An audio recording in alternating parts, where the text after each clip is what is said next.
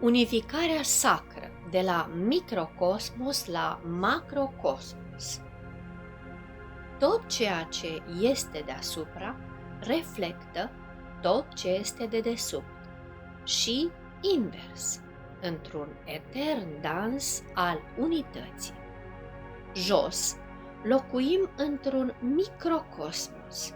Sus se întinde un macrocosmos, formând o piramidă inversată în care înălțarea conștiinței noastre dezvăluie infinitul.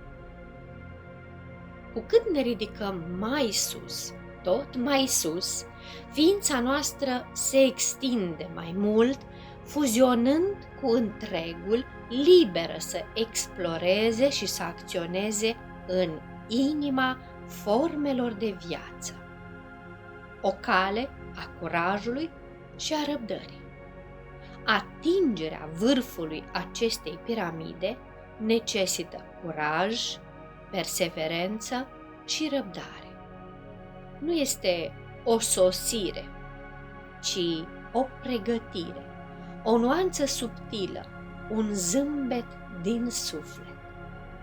Unii sunt pregătiți să îmbrățișeze ceea ce urmează, deoarece unificarea nu este un sfârșit, ci un început vibrant în eternitate, însămânțarea noului pământ. Noul pământ este chemat să fie însămânțat, un proces sacru ancorat într-un releu fizic transmutat din dimensiunea a treia. Noile coduri de lumină, suprapuse peste cele vechi, îmbogățesc țesătura existente. Ele nu o rup, ci o extind. În acest fel, energiile sunt redimensionate, purtate de focul sacru care coboară dimensiune cu dimensiune prin ghizii și purtătorii focului cosmic, purtătorii de lumină. Unii oameni care s-au trezit la această misiune primesc botezuri de foc, coduri cristaline care le extind conștiința peste dimensiuni.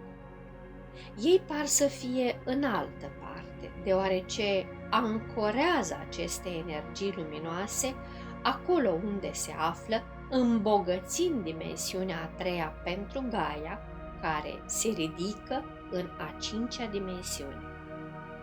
Această ascensiune este o continuitate, o punte între ceea ce a fost și ceea ce va fi, o schimbare de formă, ghidată de iubire.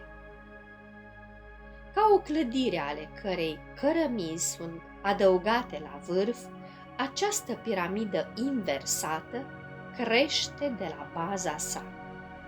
Încarnarea în aceste timpuri este chemarea pentru a pune aceste baze, de a răspunde impulsului inimii.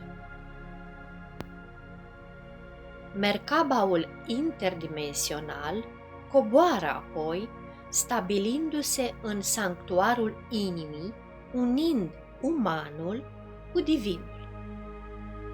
Pe ce se bazează umanitatea tridimensională? Bazele umanității, aici, în dimensiunea a treia, sunt cele trei fire ale ADN-ului nostru, fundamentul tridimensional al ființei noastre. Multe spirite luminoase rămân în a cincea dimensiune, dar prezența este necesar să strălucească la fiecare nivel. Cei care realizează această unificare devin poduri vii, punți vii, acționând în toate lumile dimensionale, unificate sau nu, liber să danseze în viața însăși.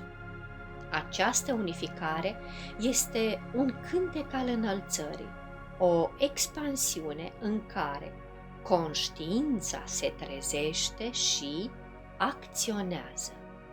Împreună cu Gaia co-creăm o casă a eternității, a nemuririi, unind cele inferioare cu cele superioare într-o armonie sacră. Călătoria continuă, iar fiecare pas ne aduce mai aproape de vârful sufletului. Canalizator și sursă Philippe François. Text tradus, împărtășit și editat de Luminița. Lectura Lica Moise.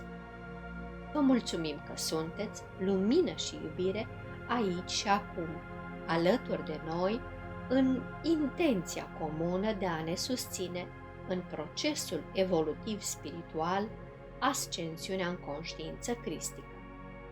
Vă mulțumim cu sincer respect și recunoștință pentru distribuirea acestui mesaj cu bucurie de la suflet la suflet.